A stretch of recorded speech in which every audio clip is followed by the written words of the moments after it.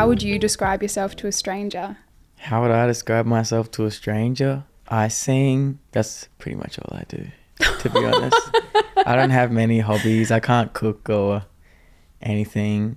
That's fine. You sing and you do it very well. Yeah, I decided that I wanted to be a singer when I was quite young, and I stuck with it. That's awesome. And yeah, my favorite color is green. If anyone wants to know. Well, you're in the right spot for that. Yeah. So you're a singer and you like green. Yeah, it's my favorite color. I think from what I've read and listened and learned about you, you're a big family man as well. Oh yeah, I love my family. My band, a few of my band members are my cousins, and I always bring either my mum or my dad with me. And Dad's here? Yeah, Dad's here today. Dad comes on the road when it's touring, and then if I'm like writing or doing radio promo, sometimes Mum will come. I have 3 younger siblings, and 2 of them are still in school, so we trade off. So I'm not hogging Mum and Dad. Got to share them around. Got to share them. You said Ed Sheeran called you. How did that come about? Yeah, well, I just got a call one day from my manager, and they just said, Ed wants you to do a verse. Can you write a verse? How quick can you write a verse? How quick can you write a verse? Oh, it doesn't take me that long. I kind of just did it straight away in my car. I pulled up the karaoke version of Two Step because it was already out and it was a remix. Yeah. So I just pulled up the karaoke version and on YouTube and just played it in my car through the aux cord and then wrote it there. I wrote like 4 verses and they liked the 3rd one, so I went in and recorded it. And then did you get to meet him? We did when he came. When that tour got here, we didn't spend a lot of time hanging out because, you know, in a stadium tour, there's so much going on. You have a lot to do, and every now and then we'd bump into each other and have a little chat. And for someone like Ed Sheeran, 5 minutes of time is like so much time. Yeah. So it was pretty awesome, and he's so nice. Yeah. That's so good. It's like there must be so many pinch me moments that you've been having over the last few years. Oh, every day is a pinch me moment. That's so good. But I think that like the way that you are and you seem so grateful and grounded, and obviously family is so important to you that it keeps you that way. We met back in March at the Grand Prix, and I remember you said something very similar. I just assumed you were a model because I think the other guys that were there as well. Am I that handsome? Yeah, you're handsome, and you looked great in your Tommy. Like I feel like everyone looks like that really cool old school Tommy campaign vibes. You know, they dressed us all very well. And I said, "Are you a model?" And you said, "I'm a singer." Oh no, you said, "I just sing." Similar to what you said before. I'm like, I feel like you are so humble. It's quite amazing, particularly with how your career has been going. How do you find, you know, dealing with an industry that's definitely not always like that? And you've said before that you don't drink and, you know, you're not like a party person, but you're very much in an industry that is like that with, you know, all of these influences around you. How do you stay true to who you are? I think like, especially I'm the youngest in my band, and, you know, I have my older cousins in there. They're definitely people that I'm pretty cool. Like I can sing, but they make sure that they remind me like I'm still Budjerah. I'm still like their little cousin, and that doesn't change. Like my parents, if my head gets too big, they'll just say, you know, shut up. Like, shut up. Goes like, who do you think you are? And that's something that, you know, I get asked quite a lot, like, who are you? Like, why do you do this? Why do you do that? And that kind of just reminds me, like, I am just Budjerah, and I really only just sing. There isn't really, other than that, like, I don't really have any special attributes. Maybe my eyes, people tell me my eyes are beautiful a lot, but I would disagree. I think you're one of the kindest people that I've ever met, and that's thanks. That's a big one. Thanks. And I always like going home and seeing my family. That kind of like just reminds me, like, so much of what you see of this industry and what you see on the internet is like not real life.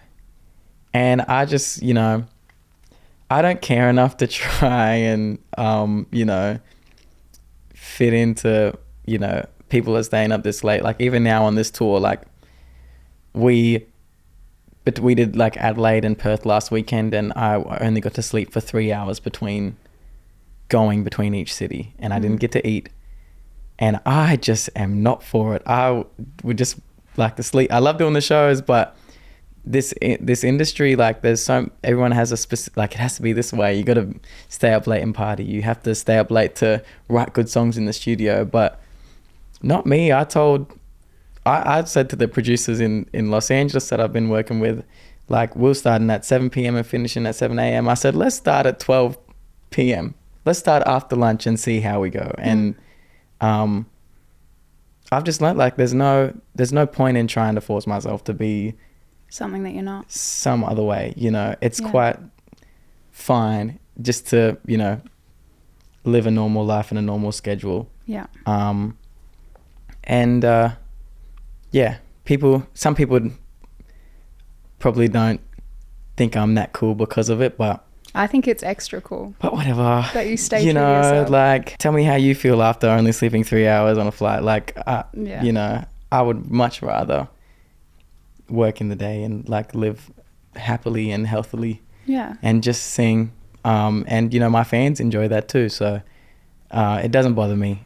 No, I think it's great. I think, like I just said, I think it's even more cool that you're able to stay true to yourself and push back against that and, you know, not get sort of influenced by other people and their opinions and the ways that they think you should be doing things. Yeah, yeah. How do you go? Can you tell me about why you don't drink? I just never have. Growing up in church with my family, like no one drinks at all. No one in my band drinks. And it's never been something that's interested me. I have been to a club once for a friend's 18th birthday, and I got hit on by like this 50-year-old woman, and it was not cool. And I was the designated driver, and I was like, this is just not the place. And I never ever went back. I think for a lot of Aboriginal people, like a lot of people think Aboriginal people love to get on it, but I think it's quite the opposite when you actually take a look at the communities. I respect it so much. I went through a period of not drinking for like 18 months or so, and it's always so interesting to see how people respond when you say, I'm not drinking, or I don't drink. That people sort of get like their back up about it. People get shocked. I mean, like, doesn't really like, if you want to drink alcohol, but like I think it's quite strange too how people react and find it to be weird. I think it's just because it's such a big part of Australian culture that it's kind of a given that everyone drinks. So then when there's someone who doesn't, particularly someone who is in an industry where a lot of people do, I think, like you said, they're probably shocked. How do you cope with people's reactions? Well, it doesn't really bother me, you know, like not everyone is gonna, like I said before, not everyone's gonna think it's cool that how we do things, but don't bother me. They don't have to hang around me if they don't want to. They can go to the club. They can go to the club. Go to the club if you want to.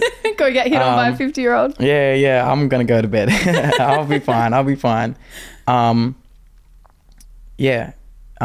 I guess I'm just lucky to have like my family around me too that, you know, similar to me, like we don't need any sort of extra bits in our life to make us happy or satisfied.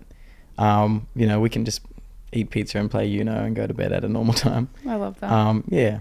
So wholesome. I feel like you're a really great role model for your audience, probably without even intending to be. Like it just would come naturally. Oh, well, I hope so. What sort of inspires you when you're writing a song? Because I feel like you often have similar themes about like love and, you know, bettering yourself and that kind of thing. Yeah. Well, when I write a song, I just kind of write about what's going on in my life. You could probably, all the songs that I've written myself, you can probably directly link to an experience that I've had, or even books I read. Stranger Love was a song that I wrote for Panau, and that was based off the book The Little Prince, which is one of my favorite books, little French book. And Is It Ever Gonna Make Sense is like inspired by how I like don't really enjoy drinking coffee, but I drink coffee anyway. Because you need to stay awake. I need to stay awake. I make it really sweet too. I don't get like bitter coffee. Yeah, what's your coffee orders? An iced caramel latte? Iced caramel latte. That does sound sweet. It is sweet and I can't taste the coffee. But yeah, all of my songs are like directly linked to certain experiences. What has been a highlight of your career to date? I'm sure there's too many to count, but if you can... So many highlights. I've gotten to sing with so many like legends and like people that I really look up to. I got to sing Chains with Tina Arena. That's so weird you mentioned that, because we were literally just talking about it before. She's been in this studio too. Oh, that's cool. And that is one of my all-time favorite songs, and Matt Corby's cover of that. Yeah. Oh, I'm so obsessed. Like I saw like the first time I went to a festival was Splendor in the Grass in 2019, and Matt played, and he brought out Miss Tina as a guest. I love that you call her Miss Tina. Yeah. And yeah. And I was like, wow. And I was standing by the sound desk and I was just like, this is crazy. And then I went and seen Matt like a month later, and I was like, that was crazy. You just sang with Tina Arena. And he was also like flipping out as well, and probably still does. And then last year? Yeah. At the Rolling Stone Awards, I was performing, and then they were presenting Miss Tina with like the Legacy Award, Lifetime Achievement Rolling Stone. And so I was like, I better sing my best. And then were you performing? I was performing. You were booked to perform? Yeah, so I was like, well, all these amazing artists are going to be there, so I need to just like kill it.